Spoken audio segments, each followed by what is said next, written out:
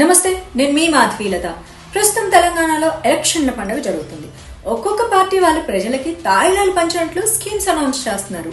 ఇప్పుడు మనం బ్రీఫ్ గా ఆ మిఠాయిలు ఏంటో చూద్దాం.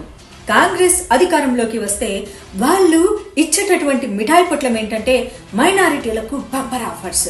పాపం హిందువులేం పాపం చేశారు? ఆఫర్ అంటే ఆఫర్. కొత్త జంటలకు 1,50,000 రూపాయలు, ముస్లిం కొత్త జంటలకు. మరి ఇందులో హిందువులు ఇంకో మతం వాళ్ళు ఏం పాపం చేసుకున్నారబ్బా? ఎందుకు ఈ వివక్ష?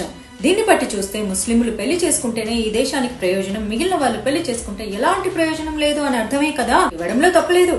ఏదైనా సరే వాళ్ళు పేదరికంలో ఉంటే వారికి ఎలాంటి ఉపాధి అయినా ఖచ్చితంగా కల్పించాలి. కానీ వారికి మాత్రమే ఇవ్వటం, మిగిలిన వాళ్ళకి ఇవ్వకపోవడం, మైనారిటీల సంక్షేమ బడ్జెట్ 4,000 కోట్లకు పెంపు, సబ్సిడీ రుణాలు 1,000 కోట్ల రూపాయలకు పెంపు. సరే, అది కూడా తప్పలేదు. ఇప్పుడేంటి, పక్కన వాళ్ళు ఎవరు, వాళ్ళ బ్రదర్స్, వాళ్ళ సిస్టర్స్, వాళ్ళకు కూడా లేదే. హిందువులకైతే ఎలాగూ లేదు, అది మనకు అర్థమైంది. ఇంతకీ ఎందుకు లేదంటారు? ఏమో లేదు. 10th క్లాస్ చదివిన వాళ్ళకేమో 10,000 రూపాయలు. అయ్యో పాపం, మిగిలిన వాళ్ళు ఏం చేశారయ్యా పాపము? అందులో ముఖ్యంగా హిందువులు ఏం చేశారు? సర్లే, ఇంటర్మీడియట్ చదివిన తర్వాత 15,000 రూపాయలంట. మరి మిగిలిన వాళ్ళు ఏం కర్మ చేసుకున్నారు? అది కాంగ్రెస్ వాళ్ళకి తెలియాలి. మరి అలాగే పీజీ చేస్తే 1,00,000 రూపాయలట. మరి హిందువుల పిల్లలు ఏం పాపం చేసుకున్నారయ్యా? 10th తర్వాత, ఇంటర్ తర్వాత, పీజీ తర్వాత అసలు చదవకూడదా? సర్లే, అసలు 10th నుంచే చదవకూడదని మీరు కంకణం కట్టుకున్నట్లు మాకు అర్థమైంది. ఇక విషయం ఏంటంటే, ఎంఫిల్ పూర్తి చేసుకున్న మైనారిటీ ముస్లింలకి, క్రిస్టియన్లకి, సిక్కుల పిల్లలకి 5,00,000 రూపాయలట. ఇందులో మహాపాపం చేసుకుంది ఎవరయ్యా అంటే హిందువుల పిల్లలు మాత్రమే. ఎందుకు ఈ వివక్ష? ఏమిటి వివక్ష? ఎందుకు ఈ వింత ధోరణి? ఎందుకు ఈ సపరేషన్? ఈ భారతదేశంలో హిందువుల పిల్లలు దేనికి పనికిరారా?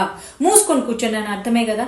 మరి కాంగ్రెస్ వాళ్ళకి తెలియాలి. నాకు ఇలాంటప్పుడే అనిపిస్తుంది ఇది కాంగ్రెస్ కాదు, కాంగ్రెస్ ముచ్చట అని చెప్పేసి. అంటే జనాలకు మస్తు కోపాలు ముంచుకొస్తాయి. గాని మరి మీరు చేస్తున్న పద్ధతి ఏంటయ్యా? మరి మాకు ఇలా అనిపించడంలో తప్పేముంది? సరే, ఇది వదిలేస్తే ఇమాంలకి, పాస్టర్లకి గౌరవ వేతనం కింద 10,000 రూపాయలు. పాపం గుళ్ళు పూజారులు ఏం చేశారు? ఇమాంలకు, పాస్టర్లకు ఆల్రెడీ వాళ్ళ సంస్థల నుంచి వచ్చే డబ్బులు సరిపోతున్నాయి కదా. మరి దేవాలయాల్లో ఒక్క పూట తిండి తినడానికి కూడా డబ్బులు లేని పూజారులు ఎంత మంది ఉన్నారు. ధూపం దీపం వేయటానికి కూడా, నైవేద్యం సమర్పించడానికి కూడా 5,000 రూపాయలు కూడా లేని దేవాలయాలు ఎన్నున్నాయో తెలుసా? ఎందుకంటే మా దేవాలయాల డబ్బు కూడా ప్రభుత్వమే ఎండోమెంట్ ద్వారా దుబ్బి తింటుంది. ఆ డబ్బు కూడా మీరు ఇమాంలకి, పాస్టర్లకి ఇస్తున్నారు. మరి మా హిందువులు కడుపు మోడుతున్నా సరే, కడుపు మండుతున్నా సరే, సెక్యులర్ హిందువులు మాత్రం ఇలాంటివి చూసి చూడనట్లుగానే కడుపు నిండుగా ఉందబ్బా. ఎందుకంటే మా సొమ్ము తిని మమ్మల్ని దుబ్బుతుంటే వాళ్ళకి కడుపు నిండుగా ఉంటుంది కదా. మరి సరేలే, ఇక అది కూడా కానివ్వండి. ఇప్పుడు ముచ్చటగా మన బీఆర్ఎస్ వాళ్ళు ఏం చేస్తున్నారో చూద్దాం. విషయం ఏంటయ్యా అంటే, మన హైదరాబాద్ లో ఆ బాలపూర్ అలాంటి ఏరియాలు ఉన్నాయి కదా, అవన్నీ డిఫెన్స్ ఏరియాస్ అనమాట. సో అలాంటి ఒక డిఫెన్స్ ఏరియా అంటే DRDO ఇట్లాంటి సంస్థలన్నీ ఉన్నాయి. చాలా సెన్సిటివ్ ఏరియా, చాలా సెక్యూర్డ్ గా ఉండాల్సిన ఏరియా అనమాట. అలాంటి చోట మన Telangana home minister so called minority అతను రోహింగ్యాలకు అఫీషియల్ షెల్టర్లు ఏర్పాటు చేసి పనిగట్టుకుని రోహింగ్యాలను తీసుకొచ్చి ఆధార్ కార్డులు ఇస్తూ వాళ్ళకి ఐడెంటిటీ క్రియేట్ చేస్తూ షెల్టర్లు కూడా ఇస్తూ ఓపెనింగ్ కూడా వెళ్ళారు. భారతదేశానికి రక్షణ ఆయుధాలు తయారు చేసేటటువంటి డిఫెన్స్ ఏరియాలో వాళ్ళని ఎందుకు ఉంచుతున్నారు? ఇది కుట్రలాగా మీ ఎవరికి అనిపించట్లేదా?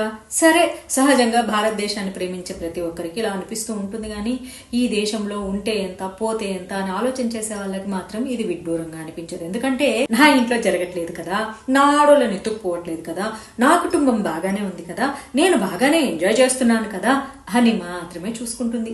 ప్రభుత్వాన్ని నిందించడమే పనిగా పెట్టుకున్న కొంతమంది మోడీ ఏం చేసినా తప్పు అని నిందించే మరి కొంతమంది, అసలు యోగి భవిష్యత్తులో ప్రధానమంత్రి అయితే ఈ దేశాన్ని పూర్తిగా నాశనం చేస్తాడు, మిగిలిన వాళ్ళను బతకనివ్వడాన్ని ప్రాపగాండా చేసేవాళ్ళు మరికొంతమంది. వీళ్ళందరికీ మన రక్షణ రంగాన్ని నాశనం చేసేటటువంటి బంగ్లాదేశ్ నుంచి, పాకిస్తాన్ నుంచి వచ్చిన వారిని రక్షించి అఫీషియల్ గా మన చుట్టూ ఉంచుకోవడమే వారికి ఆనందాన్ని కలిగిస్తుంది. ఇక మీరే ఆలోచించుకోండి, ఎవరికి ఓటు వేయాలి, ఎవరికి ఓటు వేయకూడదు, ఎవరికి కాటు వేయాలి, ఎవరికి ఏమేం చేయాలని మీ విజ్ఞానానికే వదిలేస్తున్నాను.